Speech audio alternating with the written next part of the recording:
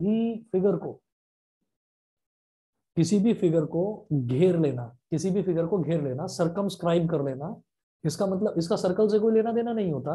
Circumscribe का मतलब ये होता है बाहर से उसको कवर कर लेना, किसी भी चीज को इस तरह से कि टच करते हुए कवर करें। ठीक है, देखो कैसे। Prove that opposite sides of a quadrilateral circumscribing a circle. तो सर्कमस्क्राइबिंग अ सर्कल मतलब क्वाड्रिलेटरल सर्कल को घेरेगा, क्वाड्रिलेटरल सर्कल को घेरेगा मतलब सर्कल के बाहर बनेगा। तो क्या करेंगे, ये एक सर्कल है और इसके बाहर की तरफ क्वाड्रिलेटरल ऐसे बनेगा।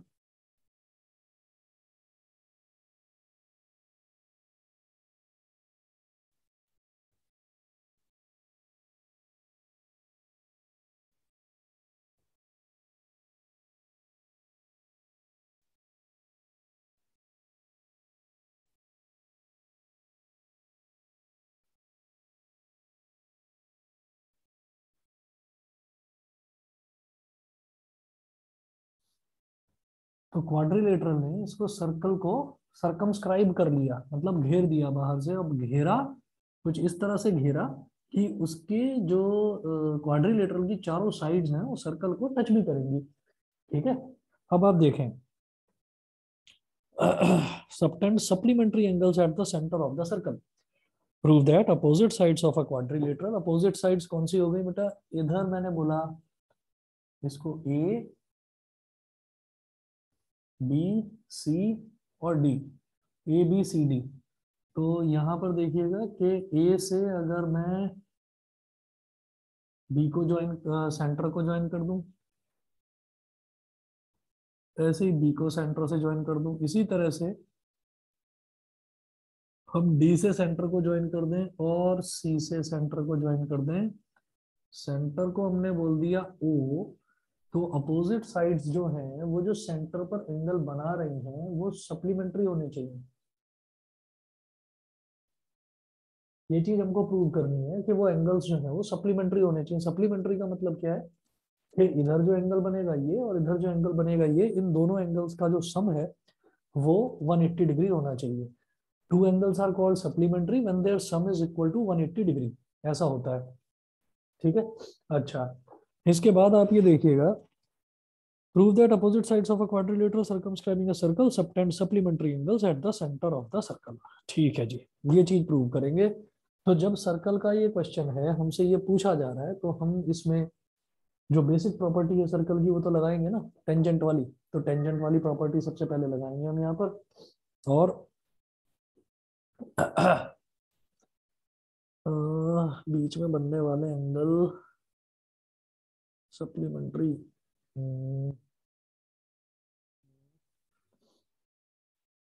सप्लीमेंट्री मतलब इस वाले एंगल का और इस वाले एंगल का, इन दोनों का सम सम हमारा 180 डिग्री होना चाहिए।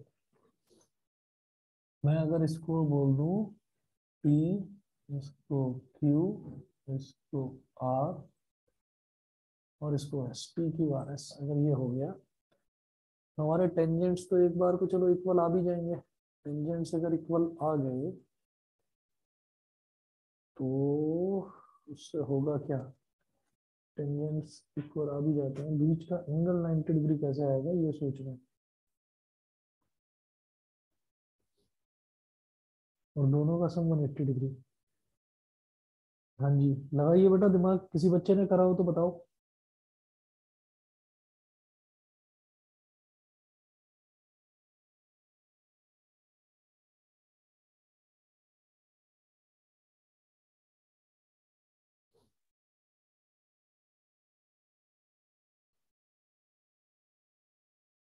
बताइए कि किसी ने अगर करा हो।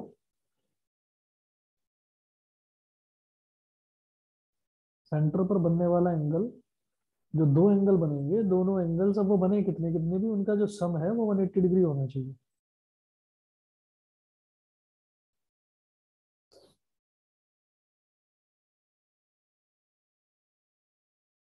कैसे करेंगे,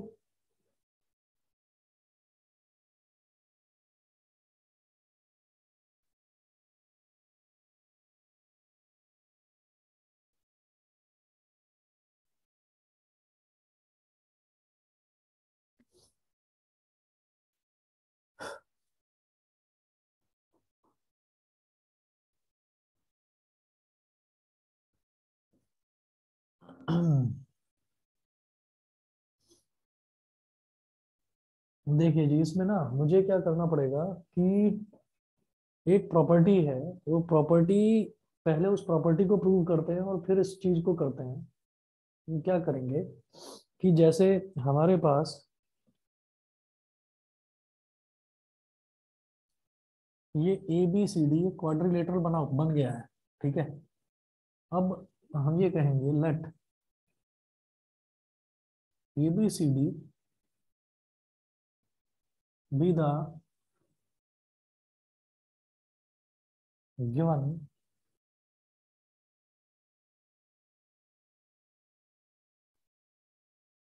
late A B C D be the given quadrilateral.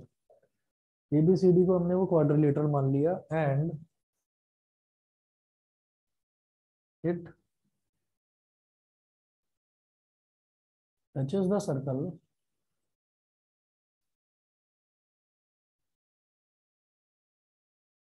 at points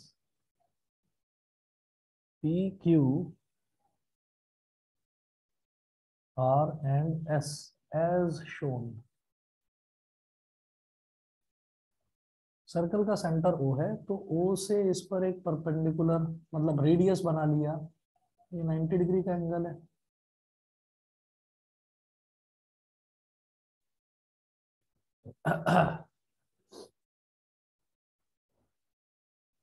ठीक है, तो मैं ना इसमें ये कह सकता हूँ in triangle OPA and triangle, similarly आप यहाँ पर ऐसा कर लीजिए, ये भी 90 डिग्री हो गया, 90, 90, 90, ये भी 90। ठीक है, तो चारों हमने रेडियस बना लिए, ये भी इधर आर, आर, आर और आर। ठीक है, अब एक काम करना है to prove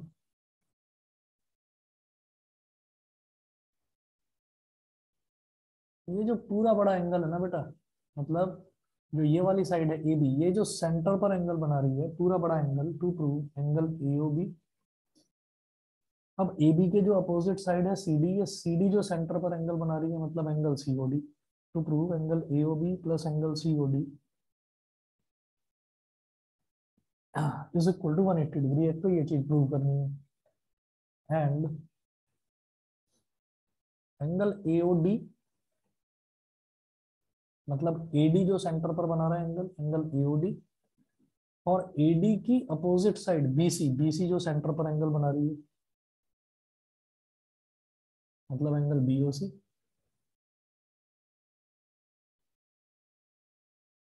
is equal to 180 degree. ये चीज प्रूव करनी है।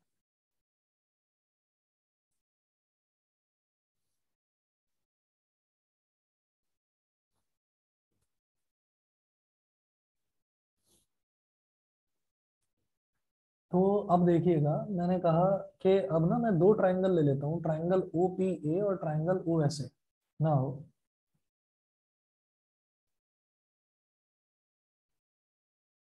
Triangle O P A and triangle O S A, in triangle OPA and triangle OSA. तो ट्राइंगल ओपीए में हम ये कहेंगे बेटा OP is equal to O S, OP is equal to O S.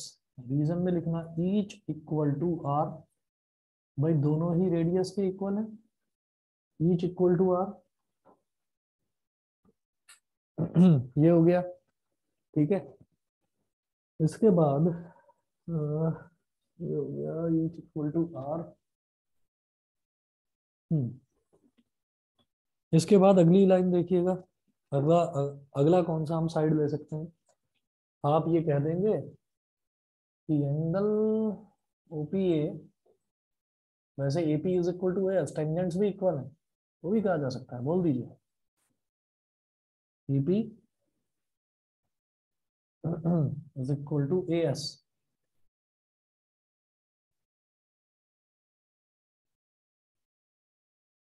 Tangents from A,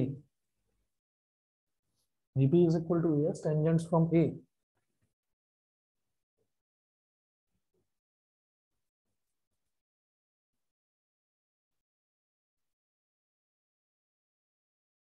ठीक। उसके बाद तीसरी साइड, ये जो बीच की साइड है AO is equal to AO, common side.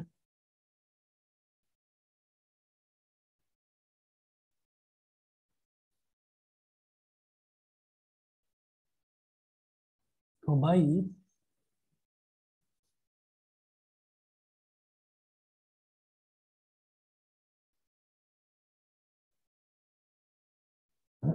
Triple S congruence criteria, by triple S congruence criteria, triangle OPA, triangle OPA is congruent to triangle OSA. Triangle OPA is congruent to triangle OPA is congruent to triangle OSA. congruent हो गया। ये जो centre पर बनने वाला angle है ना, ये वाला और ये वाला एंगल फिर दोनों का इक्वल हो जाएगा। तो हम ये कहेंगे इट इम्प्लाइज दैट इस वाले ट्राइंगल में सेंटर पर बनने वाला एंगल क्या होगा, एंगल POA। सर ये RHS से भी हो सकता था। हाँ RHS से भी हो सकता था, ठीक है। RHS से भी हो सकता था, पर मुझे तीनों साइड इक्वल दिखाई दे रही थी, तो मैंने सोचा ट्रिपल एस कॉन्ग्रुएंस क्राइटेरिया लगा दो, ठीक है। Okay sir. अब देखिएगा कि इस वाले ट्राइंगल का एंगल O यानी कि एंगल POA, और इस वाले ट्राइंगल का एंगल O यानी कि एंगल SOA, ये दोनों इक्वल हो गए। रीजन में लिखिएगा बाई CP/CT। रीजन में लिखिए by CP/CT, angle POA is equal to angle SOA। ये हो गया। इसके बाद देखिएगा क्या करना है। इसके बाद आप क्या करेंगे, angle POA is equal to angle SOA by CP/CT। फिर आप ये देखिएगा कि जब ये बराबर हो गया, तो बेटा इसको आप क्या बोल दीजिए, इसको बोल दीजिए x, और इसको भी x बोल दीजिए, इज इक्वल टू x से, ऐसा हमने मान लिया, ठीक है। और ये करने के बाद में फिर आप इस ट्राइंगल और इस ट्राइंगल को सिमिलर, इस ट्राइंगल और इस ट्राइंगल को, इस ट्राइंगल और इस ट्राइंगल को सिमिलर प्रूव करेंगे। बिल्कुल यही कहानी होगी, ठीक है। तो सारा सिमिलर प्रूव करने की जरूरत नहीं है, सिमिलरली लिख देंगे। Similarly triangle OSD is congruent to triangle ORD. Similarly, triangle OSD is congruent to triangle ORD. It implies that, और ये आप देख लेना कि क्वेश्चन जो है वो कितनी वेटेज का है। अगर मान लीजिए क्वेश्चन आपका 5 नंबर का आ जाता है, तो फिर चारों के चारों जो पेयर्स हैं वो कॉन्ग्रुएंट करके दिखा देना। अगर मान लीजिए क्वेश्चन है ही 3 नंबर का, तो फिर सिमिलरली करके कर देना, ठीक है। भाई हमने देखा कि ये वाला ट्राइंगल और ये वाला ट्राइंगल कॉन्ग्रुएंट हो गए प्रूफ, इसी तरह से ये वाला और ये वाला भी हो जाएगा। समझ रहे हैं कि नहीं? यस ये सर। वाला और ये वाला, हाँ। तो मैं कहूंगा similarly triangle OSD is congruent to triangle ORD। तो यहाँ पर भी जो ये वाला एंगल और ये वाला एंगल इक्वल हो जाएंगे, मतलब angle SOD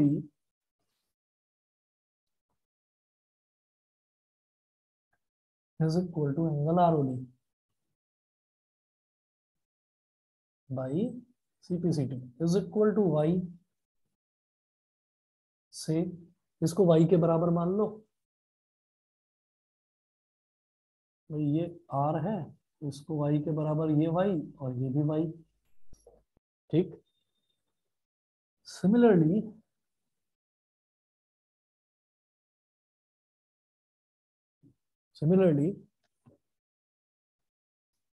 triangle ORC is congruent to triangle OQC।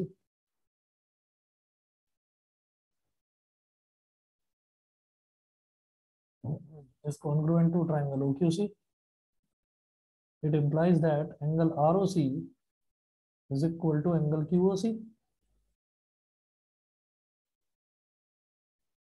by CP/CT, और इसको क्या मान लो, इज इक्वल टू Z से, ऐसा भी हमने मान लिया। तो ये वाला एंगल भी Z हो गया और ये वाला एंगल भी Z हो गया। दिखाई दे रहा है बेटा सभी को, ये X Y Z सब दिखाई दे रहे हैं सबको? Yes sir. Yes sir.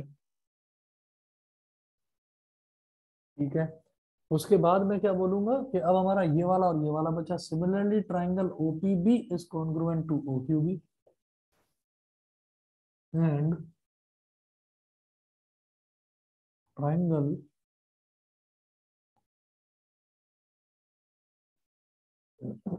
OPB is congruent to triangle OQB। तो इसमें भी बीच में जो ऊपर एंगल बन रहा है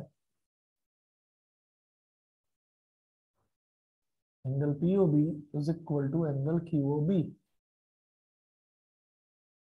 बाई CPCT, ठीक है, is equal to T small t से रीजन में आपने CPCT लिखकर ये कर दिया। तो जो इधर वाला एंगल है इसको भी T बोल दीजिए और बेटा जो ये वाला एंगल है इसको भी T बोल दीजिए। ये हो गया। अब जरा देखो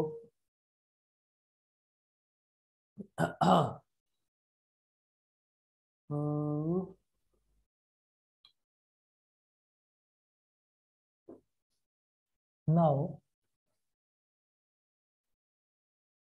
as we know that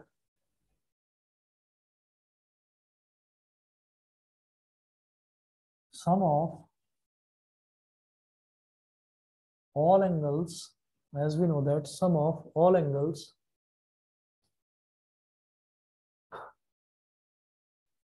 as we know that sum of all angles around a closed point, around a all angles around a point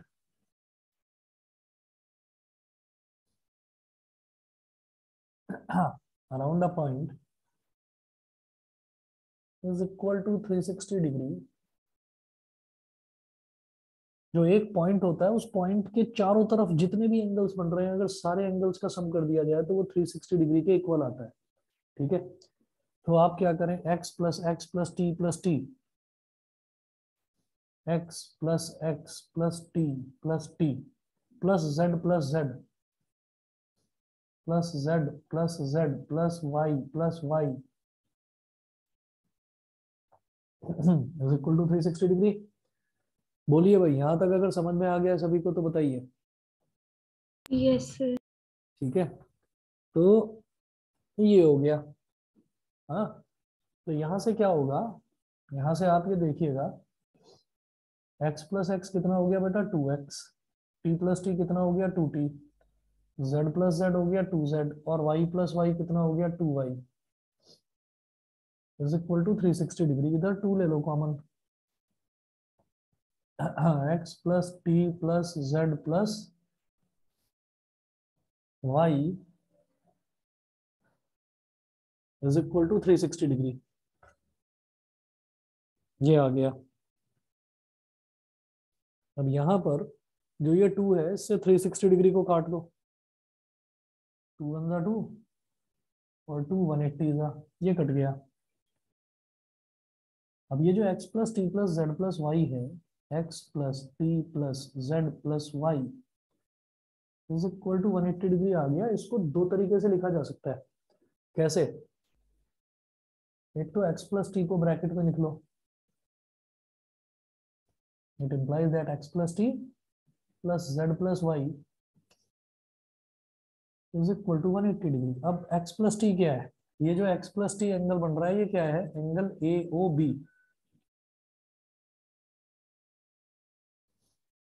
plus Z plus Y क्या है, एंगल DOC या COD, कुछ भी बोलो, इज इक्वल टू 180 डिग्री। ये हो गया proof. बताइए क्लियर है कि नहीं। Yes sir. Angle AOB plus angle COD is equal to 180 degree. और x plus T plus Z plus Y is equal to 180 degree है। तो अब आप ये देखिएगा कि मुझे एक चीज ये प्रूव करनी थी कि AOD प्लस BOC, तो अगर AOD बनाना है तो क्या चाहिए, x प्लस वाई। तो x और y को एक साथ लिख लो,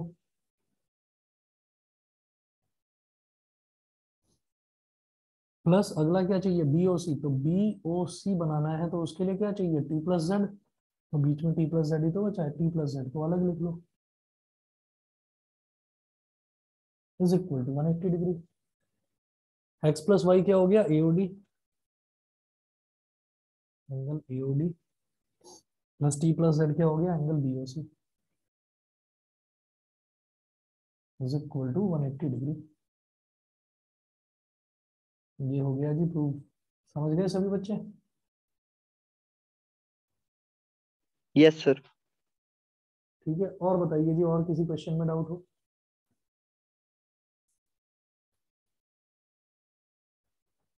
सर क्वेश्चन नंबर 12 में।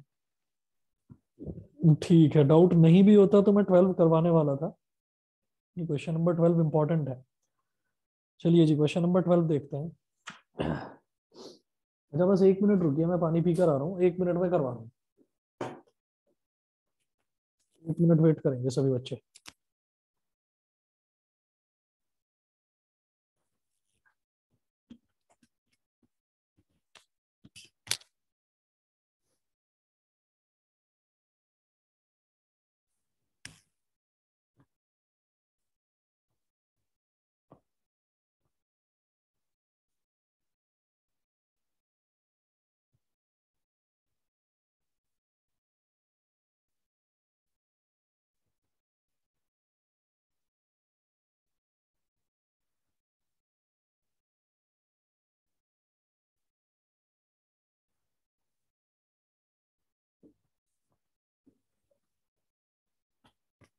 क्वेश्चन नंबर 12 देखिए, triangle ABC is drawn to circumscribe a circle.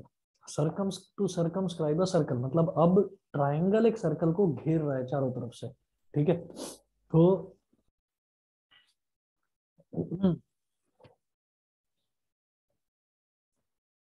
of radius 4 centimeter such that the segments BD and DC into which BC is divided by the point of contact D are of lengths 8 centimeter and 6 centimeter respectively. See figure 10.14। तो इस बार figure दे रखी है हमको question में। Find the sides AB and AC। तो मुझे AB और AC side बतानी है। क्वेश्चन नंबर 12 देखिएगा।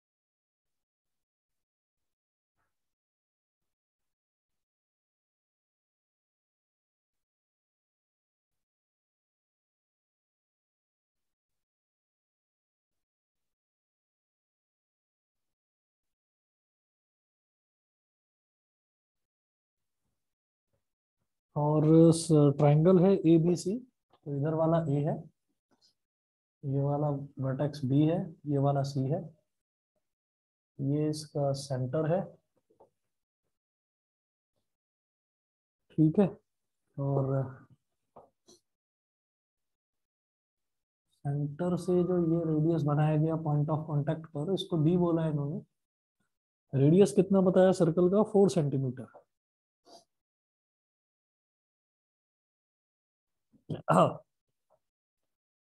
अब ये सी डी की लेंथ दे रखी है 6 centimetre.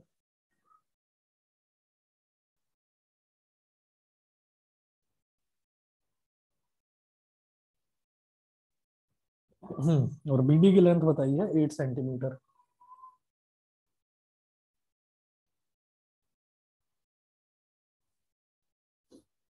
Six centimetre 8 centimetre. Find the sides AB and AC। हमें ये साइड्स AB और AC बतानी है।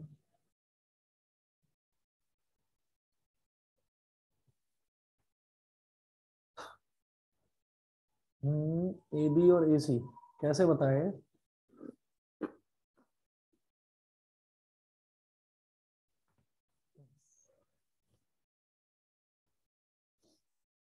देखिए, हम ना यहाँ पर एक काम कर सकते हैं कि जैसे मुझे ये समझ में आता है कि A है, B है और C है।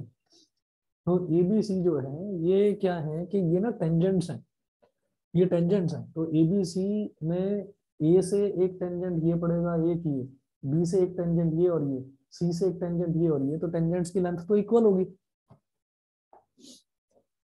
तो इस वाले पॉइंट को बोल दीजिए, जैसे ये D बोल दिया इन्होंने, इस वाले पॉइंट को बोल दीजिए E, और इसको बोल दीजिए एफ। यहाँ मेंशन कीजिएगा clearly AF is equal to AE, clearly AF is equal to AE। तो ये x है, तो ये भी x is equal to x से CD is equal to CF। तो ये 6 सेंटीमीटर है, ये वाला भी 6 सेंटीमीटर हो गया। तो ये भी 6 सेंटीमीटर हो गया। ऐसे ही BD is equal to BE।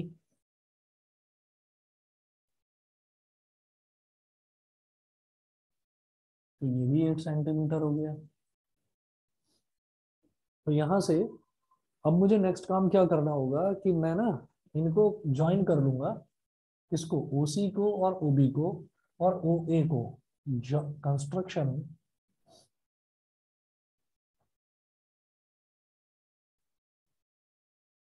Construction join OA OB and OC।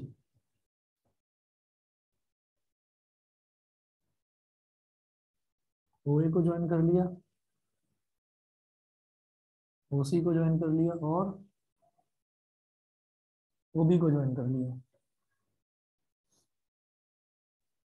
Join OE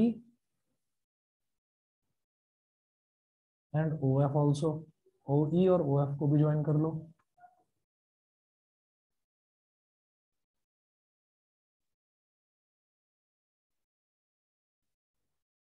तो ये 90 डिग्री हो गया, इसको भी ज्वाइन कर लीजिए। तो ये भी 90 डिग्री हो गया। ठीक है, क्योंकि रेडियस और टेंजेंट के पॉइंट ऑफ कांटेक्ट पर बनने वाला एंगल तो 90 डिग्री होगा ही होगा। उसके बाद क्या करेंगे कि नाउ एरिया ऑफ ट्राइंगल, ये जो पूरा बड़ा ट्राइंगल है ABC का, इसका एरिया निकाल लीजिए। Area of triangle ABC, triangle ABC का एरिया हम यहाँ पर दो अलग अलग मेथड से निकाल सकते हैं। तो पहला मेथड क्या है कि आप ये जो ट्राइंगल है OCB, इसका एरिया निकालो, OBA का एरिया निकालो और OAC का एरिया निकालो और तीनों के एरियाज को ऐड कर दो। तो is equal to area of triangle OCB, area of triangle OCB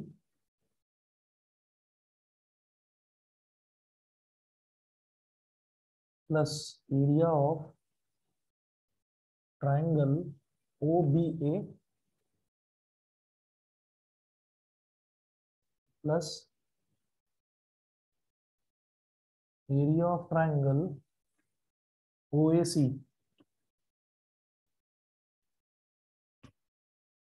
इन तीनों ट्राइंगल्स के एरियाज को आप ऐड कर दीजिए।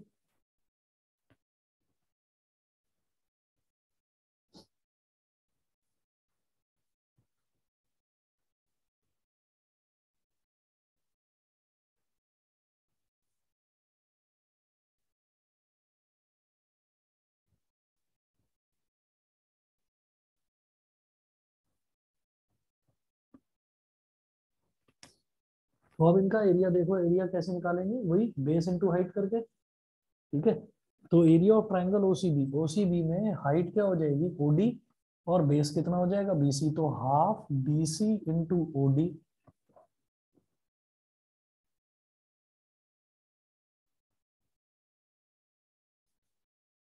Half BC into OD। अच्छा, ये भी 4 सेंटीमीटर है, ये भी 4 होगा, रेडियस है तो ये भी 4 ही होगा। Half BC into OD plus OBA का जब एरिया निकालेंगे तो हाफ बेस इंटू हाइट, तो बेस क्या है x प्लस 8 और हाइट क्या है, या चलिए अभी लिखिए बेस को आप AB और इसको लिखिए OE।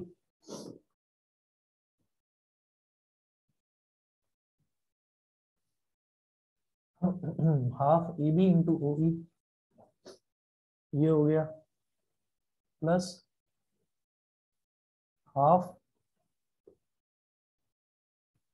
AC into OF,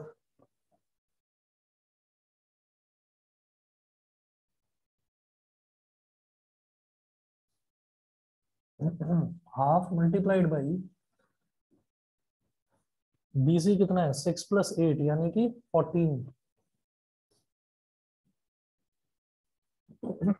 into OD कितना है 4, तो ये हो गया 4 प्लस हाफ AB कितना है, AB है x + 8 और OE कितना है 4,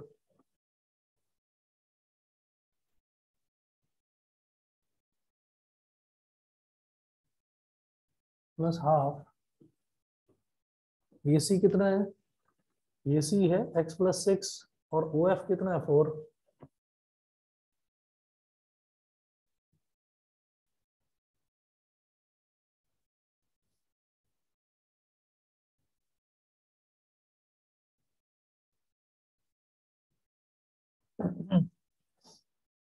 ये क्या आ गया 14 2 = 28 plus 2 into x + 8 plus 2 into x + 6, तो 28 plus 2x plus 16 plus 2x plus 12, 2x + 2x कितना हो गया 4x और 16 + 12 कितना हो गया 28 और 28 + 28 हो गया 56, 4x + 56 सेंटीमीटर स्क्वायर। कितना समझ में आ गया बताइए? Yes sir. ठीक है, तो एक तो हमारा एरिया इस तरीके से, एरिया ये हो गया 4x + 56 सेंटीमीटर स्क्वायर। ठीक है, इसको बोल दीजिए equation number 1। Area of triangle ABC निकला है ये 4x + 56 सेंटीमीटर स्क्वायर। उसके बाद now we will calculate area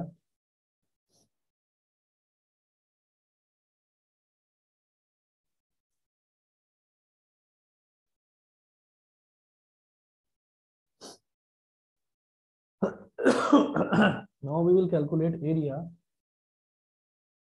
by using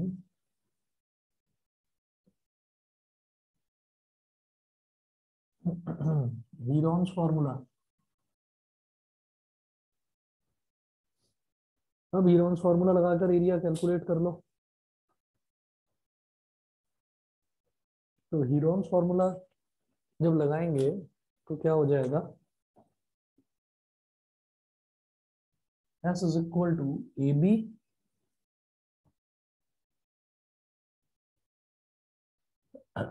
plus BC plus CA/2। S हो जाएगा AB कितना है x + 8 प्लस BC कितना है 8 + 6 यानी कि 14 प्लस CA कितना है x + 6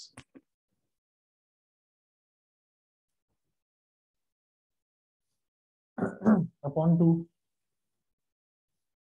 तो S = 2x plus 14 + 6 20 20 + 8 28 2x + 28 upon 2। तो 2 कॉमन ले लिया, x + 14 अपॉन 2, 2 से 2 कैंसिल आउट हो गया। तो ये कितना हो गया x + 14 आ गई, ये वैल्यू s की वैल्यू x + 14 आ गई। अब इस तरफ कर रहे हैं,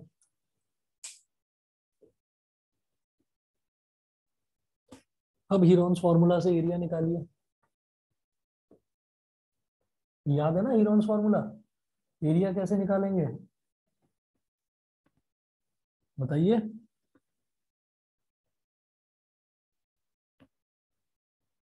अरे एरिया बता दीजिए, हीरोन्स फॉर्मूला का क्या होता है फॉर्मूला, किसी को याद है? Sir √S S - A S - B S - S C। - C, ठीक है।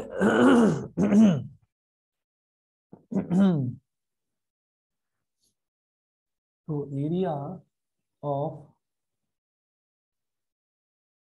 Triangle ABC is equal to √S into S minus A, S minus B और S minus C, under root S कितना है, X plus 14,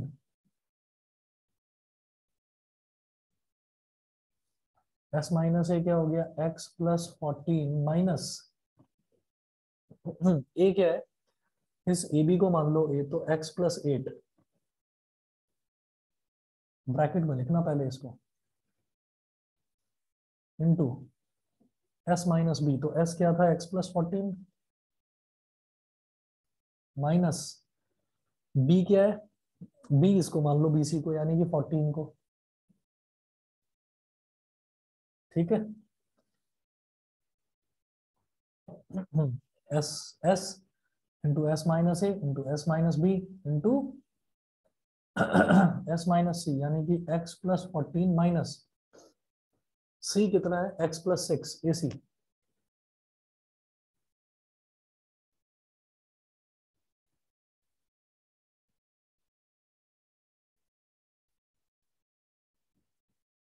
under root X plus 14, X plus 14 minus X minus 8, plus 14 minus 14 cut गया, क्या बचा X, और यहाँ x plus 14 minus X minus 6, minus X plus X cut गया, plus x minus x cut गया, under root X plus 14, और यहाँ क्या हो गया, 14 माइनस 8 करेंगे तो कितना आ जाएगा, 6 इंटू एक्स, और 14 माइनस 6 करेंगे तो ये आ जाएगा 8, तो is equal to 48x into X plus 14, ठीक है। तो ये एरिया ऑफ ट्राइंगल एबीसी हो गया, ठीक, इसको बोल दीजिए इक्वेशन नंबर 2। इक्वेट 1 एंड 2, ठीक है। तो 1 क्या है,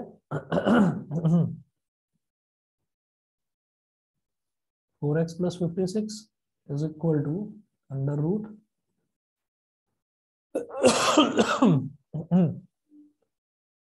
48x इंटू एक्स प्लस 14, ये है। यहाँ क्या करिए, जैसे 4x प्लस 56 है, 4 ले लीजिए कॉमन, तो बेटा ब्रैकेट में बचेगा x plus 14 is equal to 48x into X plus 14 का अंडर रूट। अब क्या करिए, squaring both sides, squaring both sides, तो 4 का स्क्वायर करेंगे 16 हो जाएगा, और x प्लस 14 का होल स्क्वायर, अंडर रूट का जब स्क्वायर करेंगे तो अंडर रूट हट जाएगा, बस 48x इंटू एक्स प्लस 14, बस अंडर रूट हट गया, x प्लस 14 से एक x प्लस 14 कैंसिल आउट हो गया,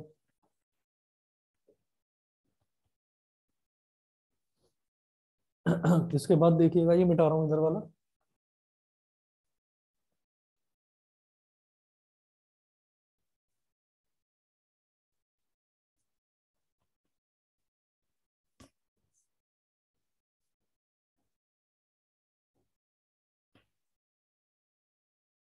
sixteen into X plus 14 is equal to कितना बचा बेटा, 48x,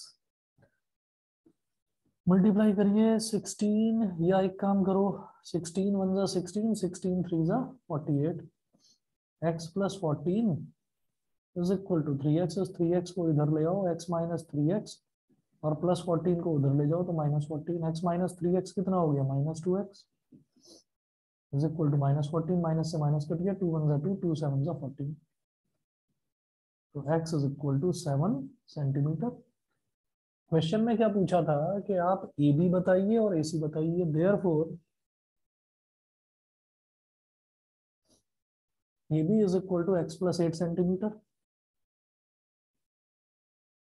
7 प्लस 8 मतलब 15 सेंटीमीटर, और A C is equal to X plus 6 मतलब 7 प्लस 6 मतलब 13 सेंटीमीटर। ठीक है जी, क्लियर है, यस सर। ठीक है।